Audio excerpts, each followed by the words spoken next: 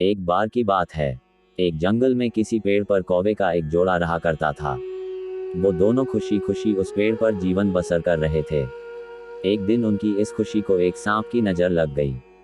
जिस पेड़ पर कौवों का घोंसला था, उसी पेड़ के नीचे बने बिल में सांप रहने लगा था। जब भी कौवों का जोड़ा दाना चुगने के लिए जाता, सांप उनके अंडों को खा जाता था और जब वो वापस आते तो उन्हें घोंसला खाली मिलता था, लेकिन उन्हें पता नहीं चल पा रहा था कि अंडे कौन ले जाता है। इस प्रकार से कई दिन निकल गए। एक दिन कौवे का जोड़ा दाना चुग कर जल्दी आ गया तो उन्होंने देखा कि उनके अंडों को बिल में रहने वाला एक सांप खा रहा है। इसके बाद उन्होंने पेड़ पर किसी ऊंचे स्थान पर छुपकर अपना घोंसला बना लिया। सांप ने देखा कि कौवों का जोड़ा पहले वाले स्थान को छाड़ कर चला गया है, लेकिन शाम होते ही दोनों वापस पेड़ पर आ जाते हैं। इस प्रकार कई दिन निकल गए। कौवा के अंडों में से बच्चे निकल आए और वो बड़े होने लगे। एक दिन सांप को उनके नए घोंसले का पता चल गया और वह कौवों के जाने का इंतजार करने लगा। जैसे कौवे घोंसला छोड़कर गए, सांप उनके घोंसले की ओर बढ़ने लगा, लेकिन किसी कारण से कौवों का जोड़ा वापस पेड़ की ओर लौटने लगा। उन्होंने दूर से ही सांप को उनके घोंसले की ओर जाता देख लिया और जल्दी से वहां पहुंचकर अपने बच्चों को पेड़ की ओट में छुपा दिया।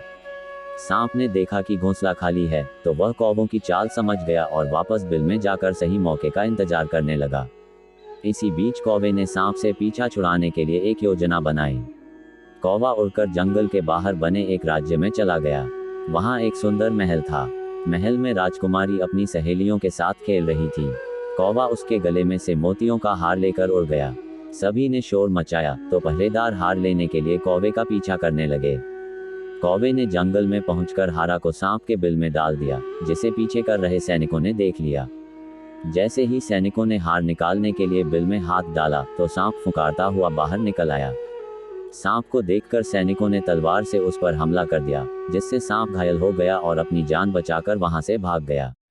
सांप के जाने के बाद कौवा अपने परिवार के साथ खुशी खुशी रहने लगा। कहानी से सीख। हमें इस कहानी से यह सीख मिलती है कि कभी भी निर्बल का फायदा नहीं उठाना चाहिए। साथ ही मुसीबत में समझदारी से काम लेना चाहिए।